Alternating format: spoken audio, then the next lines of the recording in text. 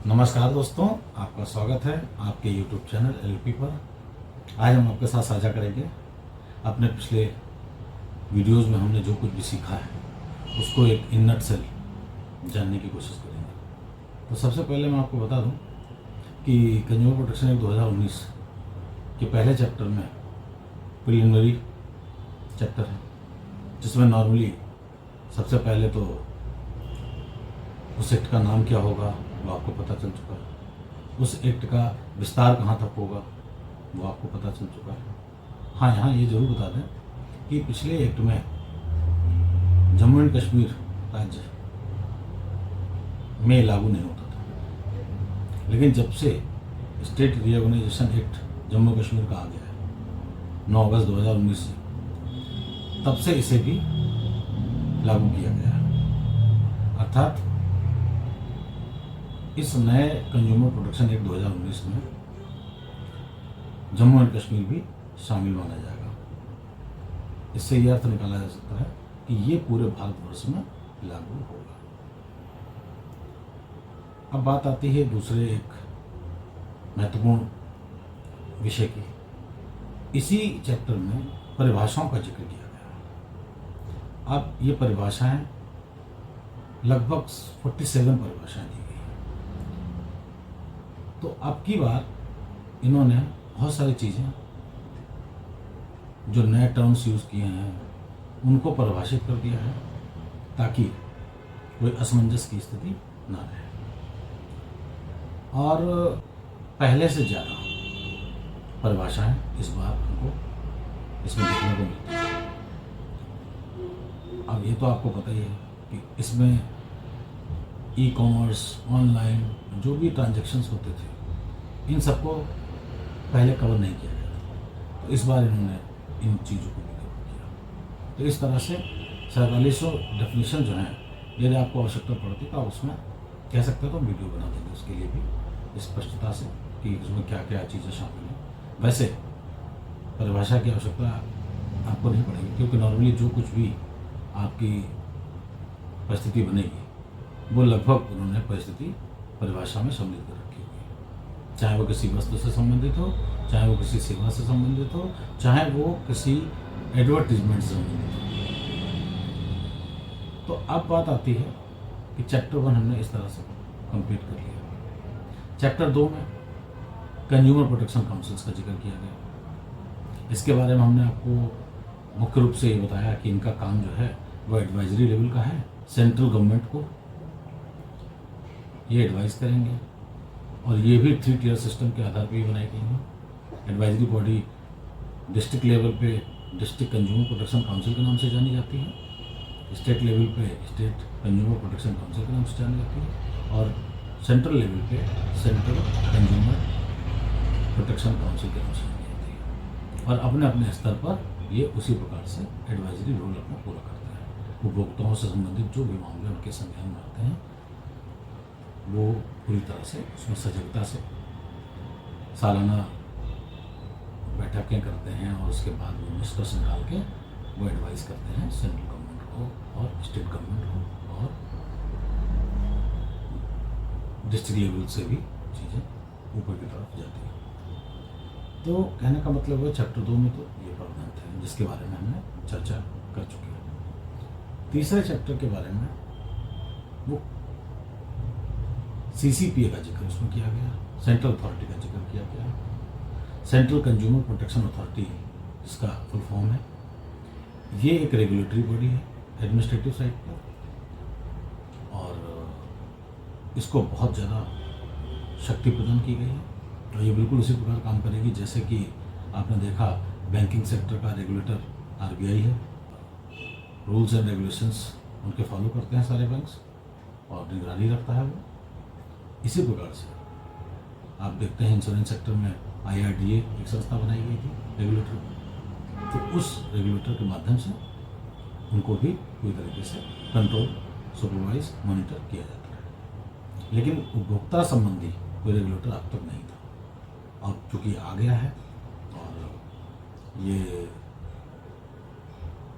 उपभोक्ता मामलों में CCPA एक रेगुलेटर की तरह काम करेगा, और और इससे क्या फ़ायदा हुआ कि कोई भी मैन्युफैक्चरर या और अन्य व्यापार करने के जो भी लोग सम्मिलित होते हैं उनके लिए अब ऐसे प्रावधान कर दिए गए हैं कि यदि वो कुछ ऐसा गलत करते हैं जो कंज्यूमर के अगेंस्ट में होगा तो उन्हें पेनल प्रोविजंस का भी सामना करना पड़ेगा। साथ ही साथ जो पेनल्टीज़ हैं उनका भी, और पेनल्टीज भी काफ़ी हद तक एक अच्छे अमाउंट की रखी गई हैं, तो इससे कहीं ना कहीं रोकने में ये कामयाब हो गया। तो इस तरह से CCPA के बारे में विस्तार से चर्चा करेंगे और उसके बाद मैंने साथ ही साथ ये भी बता दिया था एक वीडियो के माध्यम से कि इसके पनिशमेंट और पेनल्टीज़ का क्या प्रावधान इसमें किया गया है। तो इस तरह से CCPA के बारे में हमने आपको बता दिया। अब बात आती है जो भी कमीशंस, जो पहले फोरम्स कहे जाते थे, अब इनका नाम बदल दिया गया और डिस्ट्रिक्ट कमीशन, स्टेट कमीशन और नेशनल कमीशन, इन शॉर्ट हम लोग इस्तेमाल करते हैं इनका 3 टियर सिस्टम जो बनाया गया है। तो उनके बारे में हमने बताया डिस्ट्रिक्ट कमीशन, स्टेट कमीशन और नेशनल कमीशन के बारे में जानकारी आपको दे चुके हैं। आप उन वीडियो के माध्यम से कुछ चीज़ जान सकते हैं।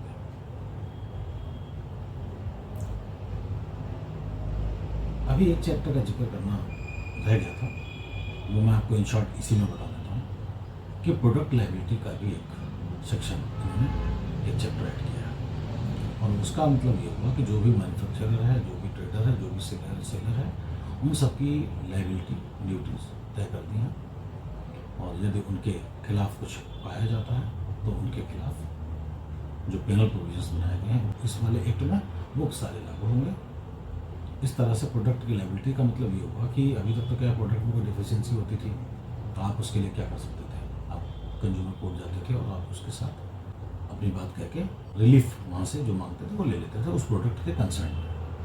लेकिन अब सवाल उठता ही है कि जो प्रोडक्ट आप यूज़ कर रहे थे उस यूज़ करने के दौरान यदि उसके द्वारा उस प्रोडक्ट डिफेक्ट के द्वारा अगर कुछ परेशानी, हानि हमें उपभोक्ताओं को पहुंची तो ऐसे में हमको क्या करना, हमें जो इंसिडेंटल लॉस होगा उसे भी इस सेक्टर में कवर कर दिया गया है प्रोडक्ट लायबिलिटी के माध्यम से। एक एग्जांपल के तौर पर देख लेते हैं।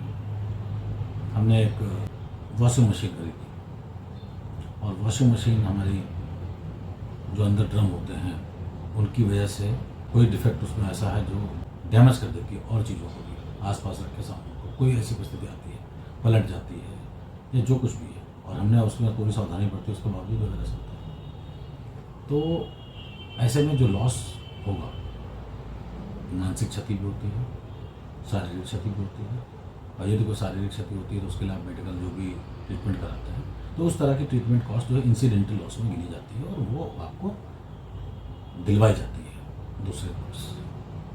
तो कहने का तात्पर्य ये होगा कि ये भी एक बहुत बड़ी जिम्मेदारी होगी। ये तो हमने बहुत ही एक घरेलू स्तर पर बात की, नहीं तो आप देखें तो बहुत सारे काम और भी मशीनरीज होती हैं जो काम आती हैं अपने यूज़ पर, तो उनके बारे में भी इस तरह की चीज़ है।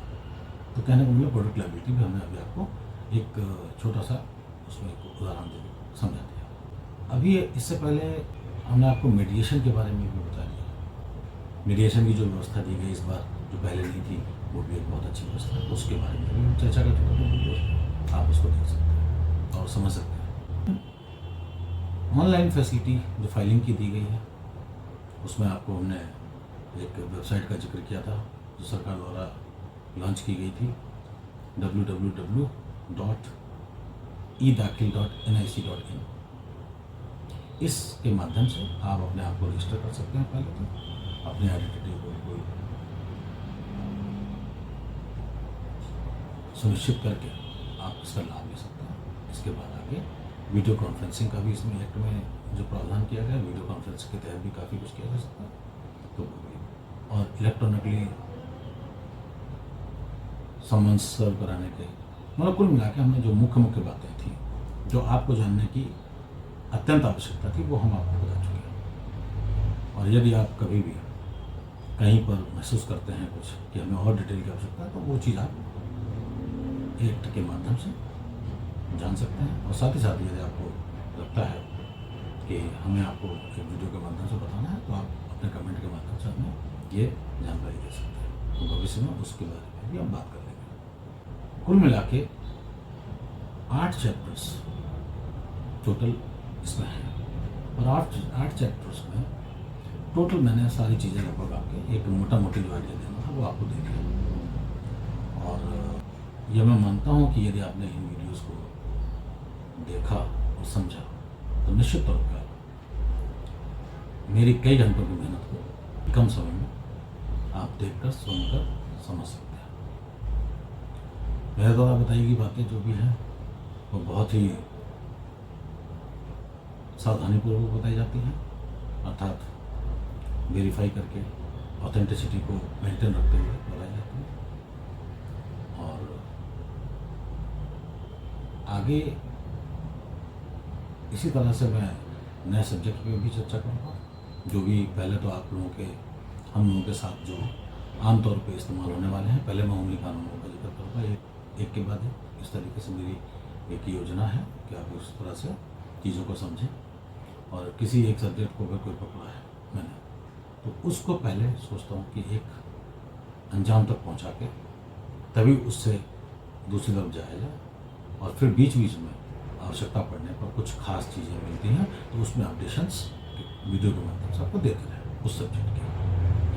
तो ये इस तरह से आप हमारे साथ बने रहिए, हमारे वीडियोस को लगातार आप देखेंगे तो निश्चित तौर पर आप लाभान्वित होंगे और